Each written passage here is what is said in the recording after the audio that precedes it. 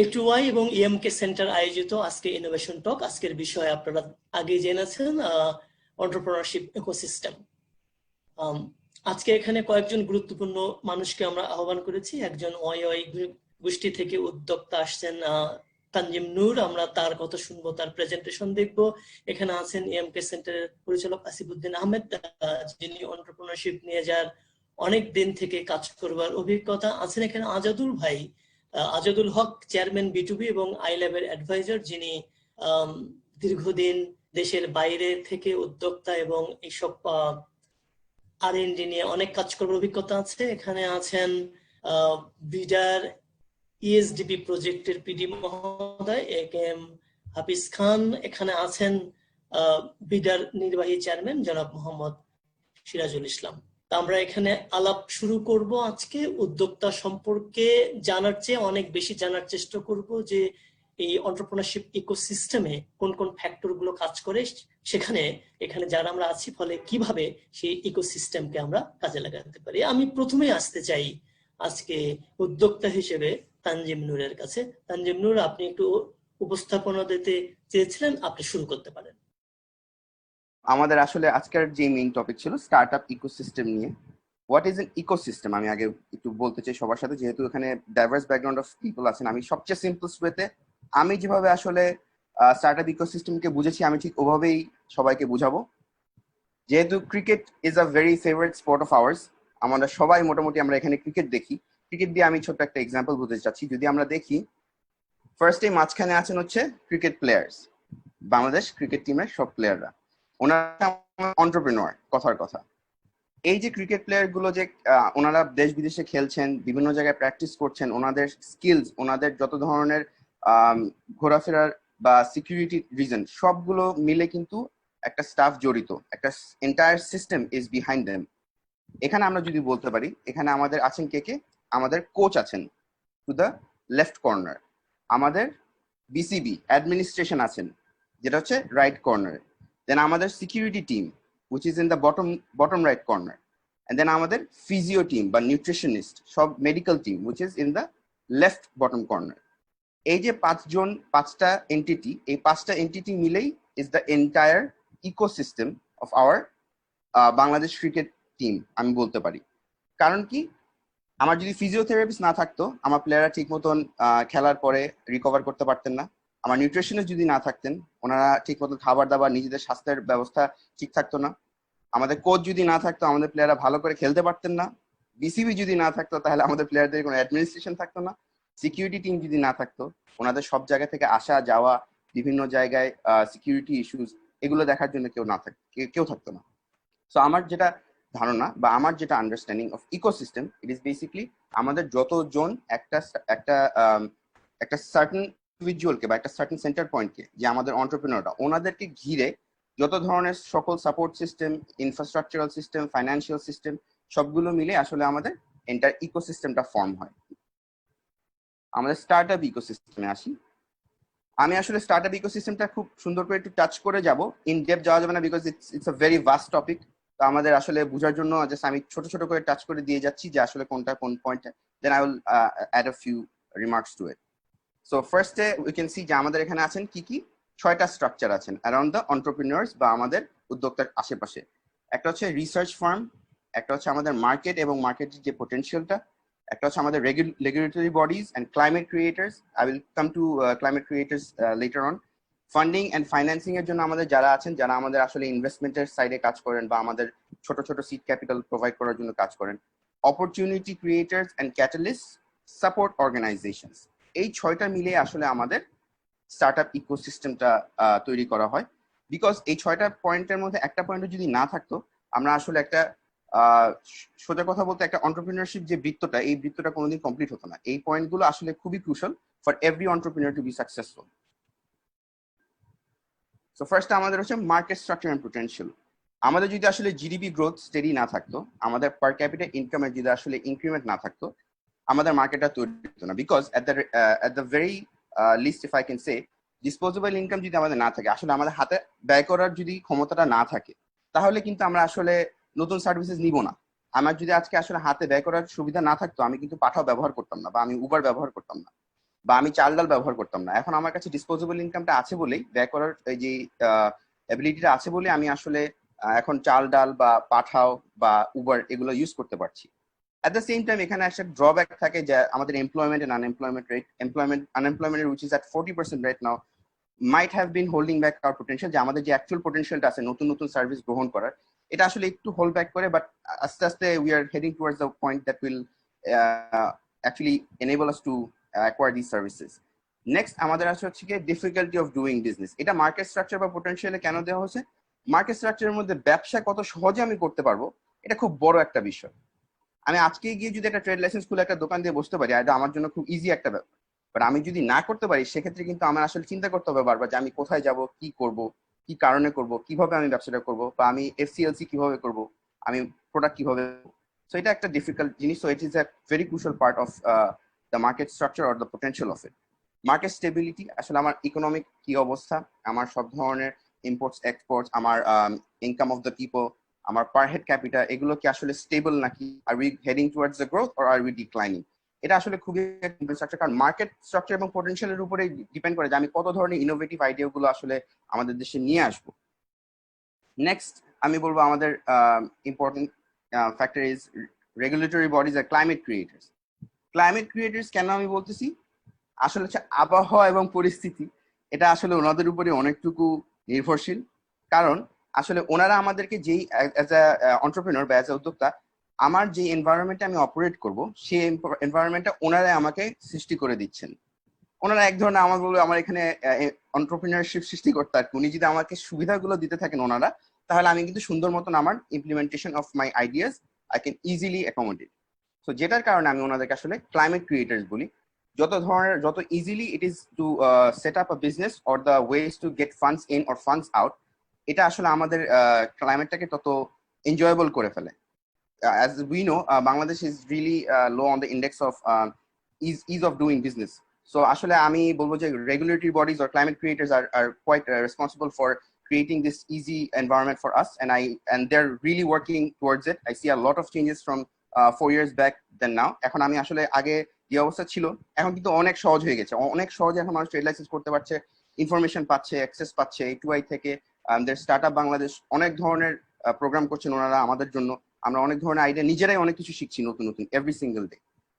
Then we have our student organizations, support organizations. So these are basically incubators, যেমন YY Goshti, which is also one of আমাদেরই YY Ventures এর একটা part. আমরা there's Y Gap, Better Stories. আমরা basically এই support system যারা, ওনারা হচ্ছেন আসলে আমাদের এই যে নতুন আইডিয়াগুলোকে একদম পলিশ করার জন্য কিছু সাপোর্ট সিস্টেম লাগে। কারণ একটা ছেলে, আমি যখন নতুন একটা বিজনেস আইডিয়া নিয়ে আসছি, আমি কিন্তু জানি না যে আসলে আমার স্ট্রাকচারাল প্রোগ্রামটা কিরকম হবে, আমার অর্গানাইজেশনে কয়জন এমপ্লয়ি থাকবে, বা আমি কিভাবে বিজনেস রেভিনিউ মডেলটাকে একটু পলিশ করবো। এখন দেখা যাচ্ছে যে আমার খরচাই চলে যাচ্ছে 50% of my revenue is going to my expenses. This is where these people come in. Y Gap, YY Goshti, Better Stories, GP Accelerator, they fine tune আমাদের সবাইকে আসলে ধরে একটা, মানে আমি বলবো যে প্রত্যেকটা ধাপে ধাপে আমাদের কি ধরনের চেঞ্জেস আনা উচিত, বা কি ধরনের সাপোর্ট দরকার, বা কি জিনিস আমরা করলে জিনিসটা আসলে একটু পলিশড হবে টুয়ার্ডস মাই বিজনেস, এই জিনিসগুলোর জন্য আমাদের support organisation they are very crucial for this. Because incubation আমরা যদি বলি, আসলে ছোটবেলা থেকে আমাদেরকে ইনকিউবেশন করে বাবা মাই বড় করেন। ওনারা যদি আমাদেরকে না বলেন যে এটা ঠিক এটা ভুল, তাহলে কিন্তু আমরা কোনোদিন জানবো না আসলে কিভাবে কি করতে হয়। আসলে আগে দেখা যেত হচ্ছে সালামি পেলে ঈদের সময়, ছোট্ট একটা এক্সাম্পল, এভরিওয়ান ক্যান রিলেট। আমি যখন ছোট ছিলাম, ইন দ্য 90s, আমি সালামি পেলে একটা দোকানে গিয়ে সুন্দর মতন, তখন তো আসলে সুপার শপ ছিল না, আমি গিয়ে মুদির দোকান থেকে একটা টেনিস বল কিনে বা একটা চকলেট কিনে সব টাকা খরচ করে ফেলতাম। আসলে by the time I mean 5th grade, আমার কাছে কোনো সেভিংস নেই, কিচ্ছু নেই। আমি যা টাকা পেতাম অল্প কিছু সব হচ্ছে গিয়ে চলে যেত হচ্ছে এইসব পিছনে।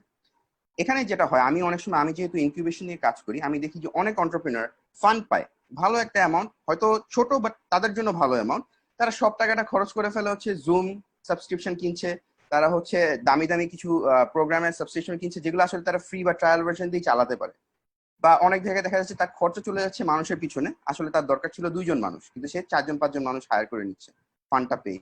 This is where this people come in to actually polish them, to make them understand যে আসলে কোন কোন জায়গায় তোমার ইনভেস্টমেন্টটা দরকার, বা কিভাবে তুমি আসলে বিজনেস রান করলে তোমার জন্য আসলে লাভবান হবে।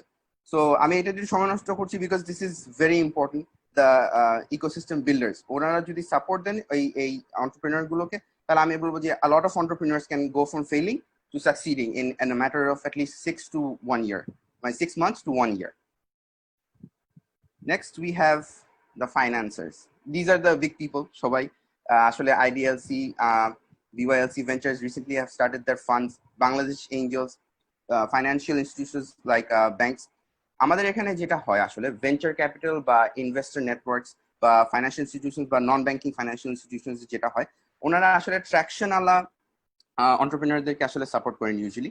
যেটা হয় বেসিক্যালি আমি বলতে পারি আমার একটা বিজনেস আছে, it's been running for 6 months, তখন আমি আসলে একটু রেভিনিউ জেনারেট করার পর, একটু ট্র্যাকশন জেনারেট করার পর ওনাদের কাছে যেতে পারি যে ভাই আমার আসলে আইডিয়াটা এরকম, আমি এখন হচ্ছে ফার্মার্সদেরকে নিয়ে কাজ করছি, যেমন there is iFarmers, আমি ফার্মার্সদেরকে নিয়ে কাজ করছি, we link them between the we create a market linkage between the farmers and the investors.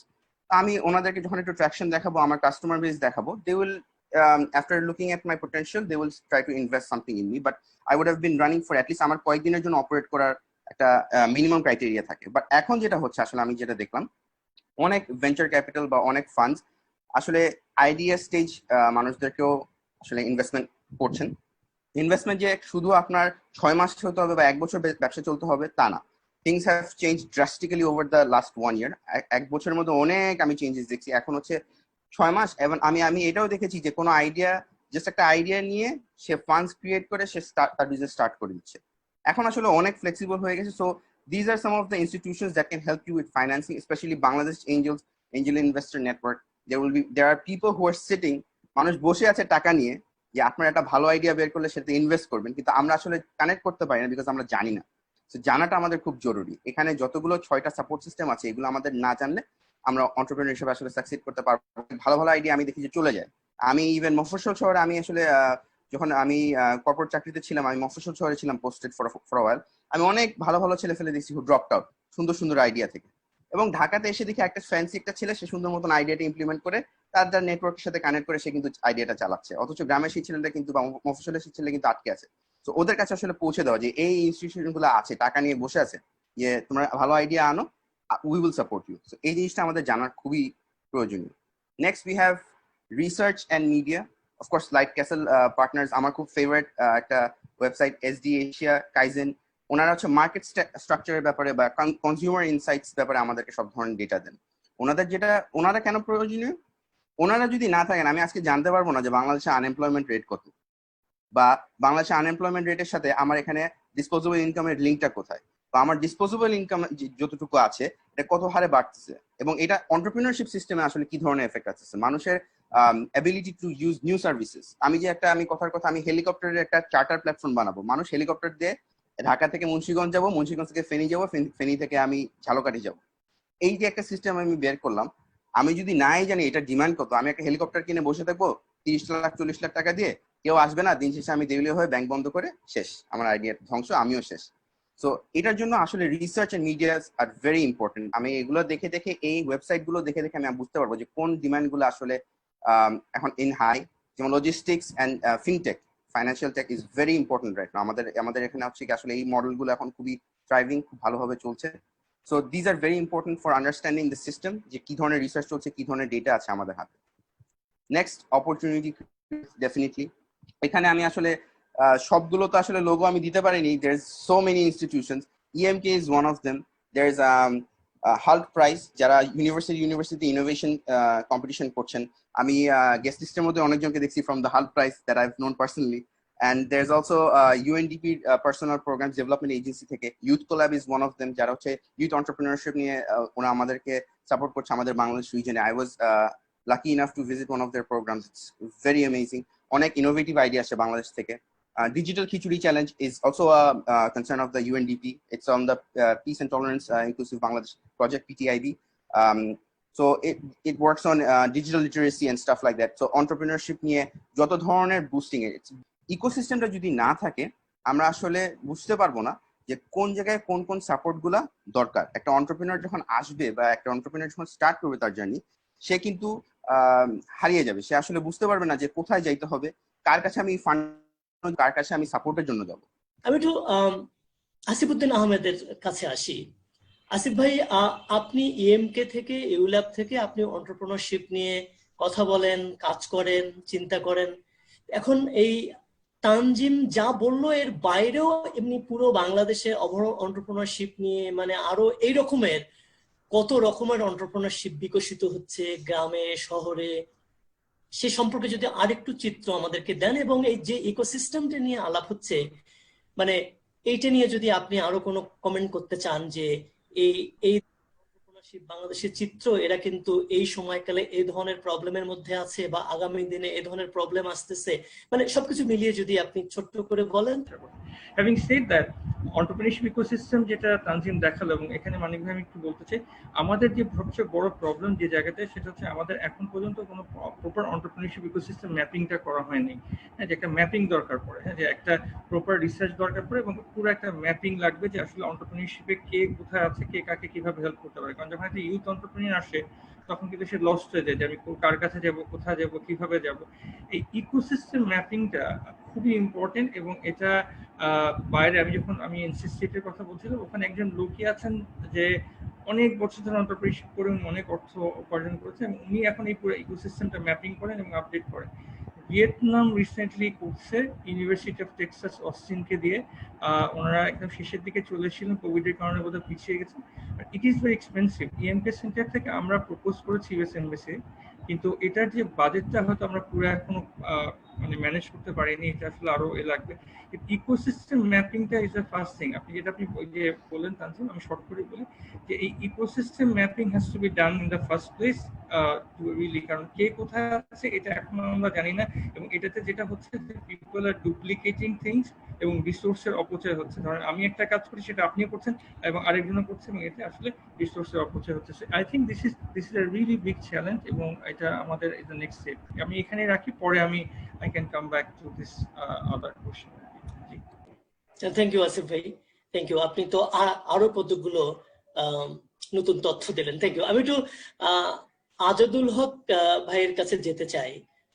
আমি একটু এই সুযোগে দর্শক যারা আছেন একটু আজাদ ভাইয়ের সাথে পরিচয় করে দিই। আজাদুল হক, it's a long time he was NRB, উনি এই মুহূর্তেই আমেরিকাতেই আছেন, কিন্তু উনি সব বিদেশের মায়া ছেড়ে দেশে ফিরে এসে কাজে যুক্ত হয়েছেন, এখন দেশের জন্য কাজ করতে চান।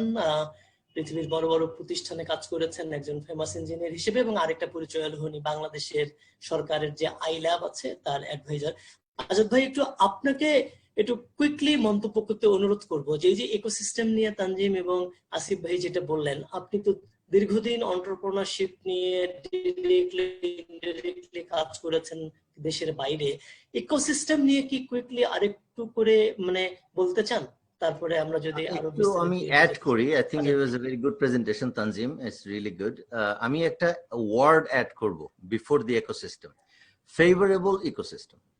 Because if it's an ecosystem that is not favorable to the newcomers, তাহলে ওই ইকোসিস্টেম দিয়ে আমরা কোনো পজিটিভ রেজাল্টটা পাবো না। সো প্রতিটা সিস্টেম, প্রতিটা সার্ভিসেস যেগুলো আমরা এখানে দেখলাম, প্রত্যেকটারই একটা অ্যাঙ্গেল থাকতে হবে যে how do we really provide the service. কারণ আমার একটা সুন্দর, I have already identified all the problem, solution সবকিছু আছে, আমার সুন্দর অফিস আছে, আমার এখানে সুন্দর ডকুমেন্ট করা আছে, বাট যাদের অ্যাকচুয়ালি প্রয়োজন হেল্পটা করার জন্য, আমি যদি তাদেরকে একটা ফেভারেবল কন্ডিশন না দিতে পারি, তাহলে ওটা সেই ইকোসিস্টেমটা হবে না। আমরা ধরে নেই, যখনই আমরা ইকোসিস্টেমের কথা বলি, আমরা ধরে নেই যেটা একটা পজিটিভ এনভায়রনমেন্ট, মানে ন্যাচারাল ইকোসিস্টেম যেরকম হয়, ফরেস্টের মধ্যে একটা ছোট্ট একটা স্যাপলিংও গ্রো করতে পারে, একটা গাছের আড়ালেও সে গ্রো করতে পারে। বাট ফেভারেবল ইকোসিস্টেমের ওয়ান অফ দি আমার কাছে মনে হয় ইম্পর্টেন্ট এলিমেন্ট, সেটা হচ্ছে যারা রিসিভ করবে, মিনিং আওয়ার এন্টারপ্রেনিউর যারা, তাদের রিসেপ্টরটা ঠিক থাকতে হবে। কারণ যেখান থেকে সার্ভিসগুলো প্রোভাইড করা হবে, যারা ইনভেস্ট করবেন, they will have certain conditions, they are not just going to hand over a cheque. So তাদের কিছু কন্ডিশন থাকবে, তো সেই কন্ডিশনটা মেনেই কিন্তু তাকে ফান্ডিংটা অ্যাকসেপ্ট করতে হবে। এটা অনেক সময় লস্ট ইন ট্রান্সলেশন, তাদের এক্সপেকটেশন ম্যানেজটা করা হয় না। So they expect the world যে আমি কোথাও অ্যাপ্লাই করছি, আমার এত দেরি হচ্ছে কেন, আমাকে চেকটা দিয়ে দেন, তারপরে আমি আপনাকে কাজ করে দেখাবো। কিন্তু যিনি ইনভেস্ট করবেন, he is going to say এটার থেকে আমি কত গুণ, আমি যদি এঞ্জেল ইনভেস্টর না হয়, যদি কেউ ভেঞ্চার ক্যাপিটালিস্ট হয় বা কিছু, তারা এক্সপেক্ট করবে যে I want 10 Times or 50 Times or what ever Times investment আমি চাই উইদিন এ সার্টেন ডেজ, সেটা কি আপনি দিতে পারবেন কিনা। যদি কেউ না দিতে চায় তাহলে ইনভেস্টর ইন্টারেস্টেড হবে না। This is not a giveaway. যারা মনে করেন যে আমি একটা ফান্ডিং চাচ্ছি, this is just a giveaway and this is a burn money. Burn money পাওয়ার জন্য ফ্যান্টাস্টিক আইডিয়া আসতে হবে এবং সেটার জন্য একটা ট্র্যাকশন রেকর্ড, একটা মানে ট্র্যাক রেকর্ড থাকতে হবে যে হ্যাঁ আমি এটা যদি ইনভেস্ট করি দেয়ার ইজ এ পসিবিলিটি, এবং তার রিটার্নে কিছু দিতে হবে। আমি একটা ছোট একটা এক্সাম্পল দিই, জাস্ট লাইক হিউম্যান সেল। আমাদের সেলের মধ্যে যেরকম রিসেপ্টর থাকে, আমরা যখন কোনো একটা মেডিসিন খাই, ওই মেডিসিন গুলোর কাজই কিন্তু two unlock that receptor with a কি, সো দ্যাট আমাদের সেলটা যেন ওই মেডিসিনের যে মেটেরিয়ালটা সেটা যেন রিসিভ করতে পারে উইদিন দ্য সেল। এই যে রিসেপ্টরের ব্যাপারটা, এই কনসেপ্টটা যদি আমাদের যারা এখানে এন্টারপ্রেনিউর আছেন তাদের মাথায় যদি থাকে যে আমি কিন্তু রিসিভ করছি একটা জিনিস, and there I have to give it something in return, whether it's in money, whether it's in brand, whether it's a production, whether it is a service, something I have to give. This is not just a giveaway. এই জিনিসটা মাথায় থাকলে আমার মনে হয় ইকোসিস্টেমের রেজাল্টটা আমরা একটু পজিটিভলি পাবো। Thank you. Thank you.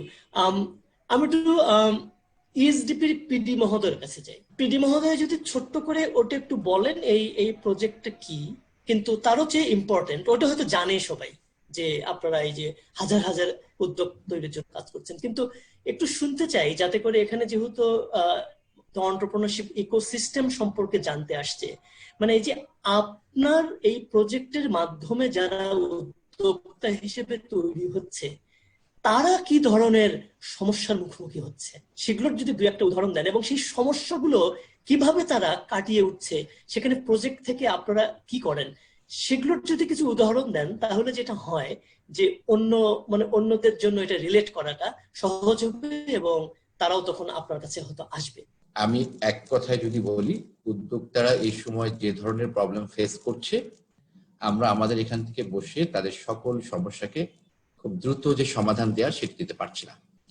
সব জায়গার ক্ষেত্রেই একটু দীর্ঘসূত্রিতার বিষয় রয়ে যায়, কারণ আমাদের সকল কর্মকাণ্ডে কিছু রুলস রেগুলেশন ফলো করে আগাতে হয়। যেহেতু আমরা সরকারি চাকরি করি, নিয়ম নীতিকে অনুসরণ করে সামনে এগোতে হয়।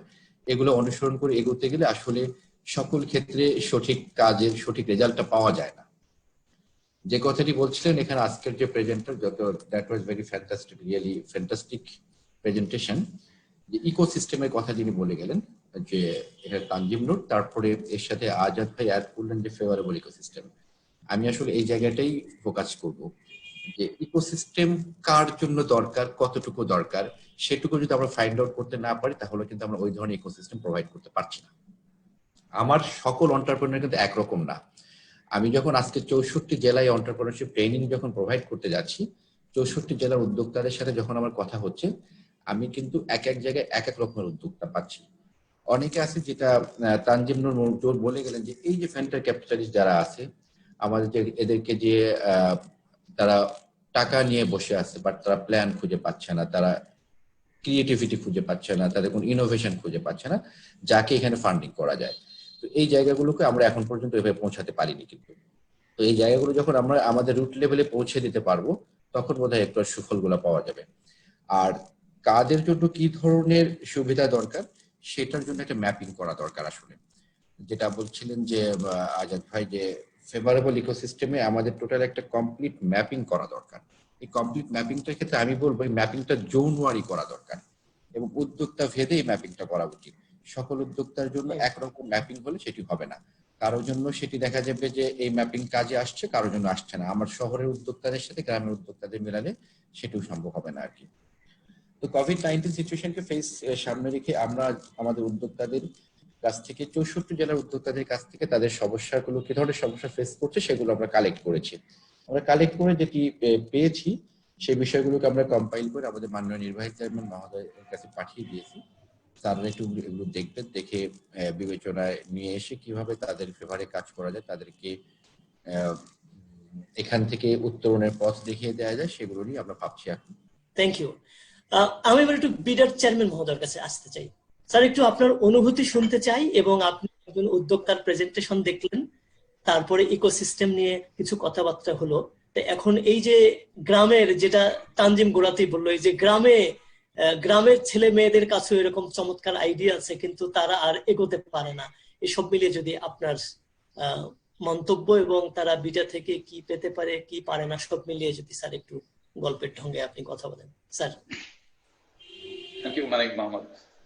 আমি প্রথমেই আপনাকে ধন্যবাদ জানাতে চাই যে এমন চমৎকার একটি আলোচনায় আমাকে যুক্ত করেছেন। আসিফ সাহেব যেটা বললেন যে একটি ম্যাপিংটা করতে হবে, ম্যাপিং না করলে পরে যেটা হবে সেটি হলো যে অনেক ইনোভেটর এন্টারপ্রেনার শুরু করবে কিন্তু শেষ করতে পারবে না, তারা আসলে উঠে আসতে পারবে না, মেইন স্ট্রিমিংটা হবে না আসলে। এবং আজাদ সাহেব যেটি বললেন একটা ফেভারেবল ইকোসিস্টেম চাই।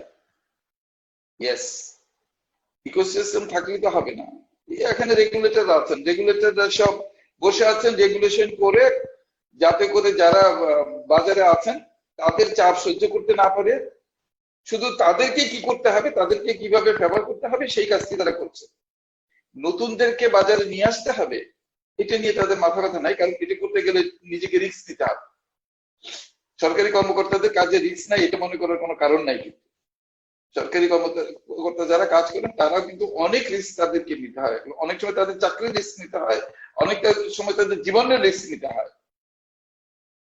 এবং তিনি ফেভারেবল ইকোসিস্টেম তৈরি করতে পারবেন যিনি এই রিস্কটুকু নেওয়ার জন্য প্রস্তুত আছেন।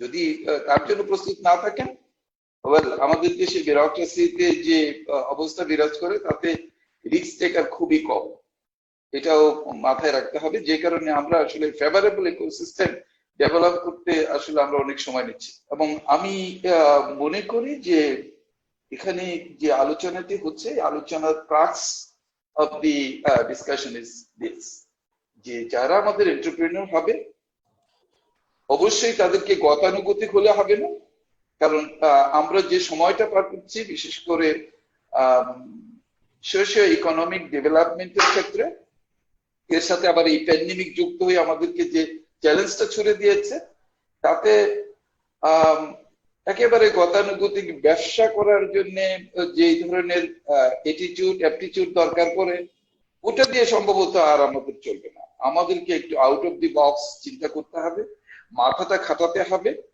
এবং নতুন যে প্রযুক্তি আসছে সেই প্রযুক্তির সাথে আমাদেরকে পরিচিত হতে হবে। সেই প্রযুক্তিকে কাজে লাগিয়ে আমরা যদি অগ্রসর হই তাহলে একটি ভালো ইকোসিস্টেম তৈরি করা সম্ভব হবে। সরকার, মানিক মাহমুদ আপনি দীর্ঘদিন ধরে এটিও এর সাথে কাজ করছেন, যে কোনো ইকোসিস্টেম ডেভেলপ করার জন্য পলিটিক্যাল যে উইলটা দরকার সেটা কিন্তু উপস্থিত আছে। এবং পলিটিক্যাল উইলটা যখন থাকে তখন তার পলিটিক্যাল উইলকে বাস্তবে রূপ দেওয়ার জন্য সরকারের যে মেশিনারি, সেই মেশিনারিগুলি ইচ্ছাই হোক অনিচ্ছাই হোক আসলে কাজ করতে বাধ্য হয়। আমার মনে হয় যে আমাদের প্রচারণাটা বাড়াতে হবে। এই স্টার্ট আপদেরকে নিয়ে যে কাজ হচ্ছে, এত কাজ হচ্ছে, এত এত সংস্থা যে কাজ করছে, তাদের প্রচারণাটা বাড়াতে হবে। তাহলে পলিসি মেকারদের মধ্যে এক ধরনের ইনফ্লুয়েন্স সৃষ্টি হবে এবং তারা যখন ওই যে ফেভারেবল ইকোসিস্টেম সৃষ্টির জন্য তাদের যে ভূমিকা সেটি তারা তখন পালন করবেন এবং কোনো কোনো ক্ষেত্রে এটি করতে তারা বাধ্য হবে। কিন্তু যতক্ষণ তারা জানছেন না যে এত কিছু হচ্ছে, ততক্ষণ তারা এক ধরনের নেতিবাচক প্রভাব কিন্তু তাদের মধ্যে কাজ করে। তার সাথে যদি আরো কিছু অ্যাড করে যে আপনার একটা প্রবলেম আছে, আমরা আপনাকে মার্কেটিং এ হেল্প করতে চাই, এই পয়সায় আমি আপনাকে মার্কেটিং সাপোর্ট দিব। আপনার একটা অ্যাডভার্টাইজমেন্ট করা দরকার, আমরা এই টাকা আপনাকে অ্যাডভার্টাইজমেন্ট দিব। Basically all of the services যেটা Tanzim very nicely put together করেছে, 6 of them, যদি কোনো এন্টারপ্রেনিউর চলে আসে যে এই 6টা সার্ভিস আমরাই দিব ফর দিস ফিজ, দেন এটাও কিন্তু একটা service that is also going to solve a very acute problem for all the entrepreneurs. Thank you. I think both Azad ভাই এবং স্যারের সাথে যে জায়গাটা আমরা করতেছি সেটা হচ্ছে যে এন্টারপ্রেনিউরশিপ এডুকেশন নিয়ে আমরা একটু কাজ করতেছি ইকোসিস্টেমে। আমি already we have reached out to couple of US based university, যে বাংলাদেশে একটু কোভিডের জন্য আসলে আমরা আনতে পারলাম না, because but we are trying to bring in some really entrepreneurs who are actually now faculty to come and help us develop a proper entrepreneurship education system both for the tertiary level as well as from grade 6 to 12. আমি এগুলো একটু just অল্প সময় আমি জানাই রাখলাম, যেটা আসলে ফিউচার ডিসকাশনের জন্য আমাদের একটা অপরচুনিটি ক্রিয়েট হয়। এই জিনিসটা আসিফ সাহেব খুব রাইটলি বলেছেন। আমাদের আসলে এই মুহূর্তে যেটি দরকার, শুধুমাত্র এন্টারপ্রেনারশিপের কথা আমি বলছি না, আমাদের ইউনিভার্সিটি এডুকেশনে এবং ইভেন স্কুল লেভেল এডুকেশনে আমাদেরকে এই যে কর্মমুখী যে শিক্ষা, এটি খালি কথার কথা না করে প্র্যাকটিক্যালি আমাদেরকে এই বিষয়টি নিয়ে আসা দরকার। এবং এটা নিয়ে যত বেশি কাজ করা যাবে তত ওইটি দেশ লাভবান হবে বলে আমি মনে করি। কারণ এই যে এখন আপনার ইনভেস্টমেন্ট, বিশেষ করে ফরেন ইনভেস্টমেন্ট নিয়ে যে কথা হচ্ছে, তাতে আপনারা জানেন যে চায়না থেকে বেশ কিছু ইন্ডাস্ট্রি রিলোকেটেড হয়ে যাচ্ছে এবং এই রিলোকেশনটা বাংলাদেশে না এসে যাচ্ছে হলো ভিয়েতনামে, যাচ্ছে হলো আদার কান্ট্রিতে। আমাদের এখানে কেন আসছে না, এটা নিয়ে বিভিন্ন জন বিভিন্ন কথাবার্তা বলছে। এবং ওয়ান অফ দি রিজন যেটি খুঁজে পাওয়া গেছে সেটি হলো যে ভিয়েতনামের যে workforce, they are much more skilled than the Bangladeshi workforce. আমাদের প্রচুর ইয়াং ওয়ার্কফোর্স আছে। আমরা বলি যে প্রায় 70% আমাদের কর্মক্ষম জনসংখ্যা আছে, কিন্তু তাদের যে স্কিল লেভেল এবং ইন্ডাস্ট্রির যে নিড, সেই নিড কিন্তু আমরা পূরণ করতে পারি না। এটা both at the floor level and also at the management level. Management লেভেলে আপনি গত সপ্তাহে দেখেছেন যে ইত্তেফাক পত্রিকা রিপোর্ট করেছে যে 4-5 লক্ষ লোক এখানে কাজ করছে, এদের বেশিরভাগই অবৈধভাবে কাজ করে। অবৈধভাবে কাজ করুক বা বৈধভাবে কাজ করুক, there is a demand for this workforce who are coming from outside Bangladesh and coming here and doing their business. তারা এখানে কাজ করছে এবং প্রচুর ফরেন এক্সচেঞ্জ নিয়ে যাচ্ছে। কিন্তু আমরা যদি আমাদের যে ওয়ার্কফোর্স আছে, বিশেষ করে আমাদের ইউনিভার্সিটি গ্রাজুয়েট যারা, তাদেরকে যদি ওইভাবে তৈরি করে দিতে পারতাম, তাহলে ইকোনমিক্সে ডিমান্ড এন্ড সাপ্লাই সবচেয়ে বড় ফোর্স। আসলে আপনি কাঁটাতার দিয়ে কোনো কিছুই বন্ধ করতে পারবেন না যদি ডিমান্ড এই পাশে থাকে, আর ডিমান্ড যদি না থাকে কেউ আপনার এখানে আসবে না। আমার এখানে যদি প্রচুর ওয়ার্কফোর্স থাকে, কোয়ালিফাইড লোকজন থাকে যারা কম টাকায় ভালো সার্ভিস দিবে, তাহলে কোনো ইন্ডাস্ট্রি শ্রীলঙ্কা থেকে কাউকে নিয়ে আসবে না, পাকিস্তান থেকে নিয়ে আসবে না, ইন্ডিয়া থেকে নিয়ে আসবে না। সো এটা খুবই গুরুত্বপূর্ণ। লাস্ট যেটি বলেছেন জয়েন রিসার্চ, এটি আসিফ সাহেব প্রথমে যেটি বলেছেন ম্যাপিং করা দরকার। ম্যাপিং করতে হলে তো আপনাকে রিসার্চ করতে হবে, রিসার্চ ছাড়া তো আপনি ম্যাপিং আলটিমেটলি পাবেন না। এবং পরবর্তীতে নেটওয়ার্কিং এর জন্য এই রিসার্চটা খুবই জরুরি। আপনি মানিক মাহমুদ যে প্রস্তাবনা দিয়েছেন, আমার মনে হয় যে BIDA will love to join this research group. আপনারা ইএমকে সেন্টার যদি লিড নেয়, BIDA will definitely join that research initiative. আমরা এই আলোচনাটা ধারাবাহিকভাবে চালাবো, চলতেই থাকবে, যাতে করে মূল লক্ষ্যটা হলো যে মানে উদ্যোক্তারা যাতে সুবিধা পায়।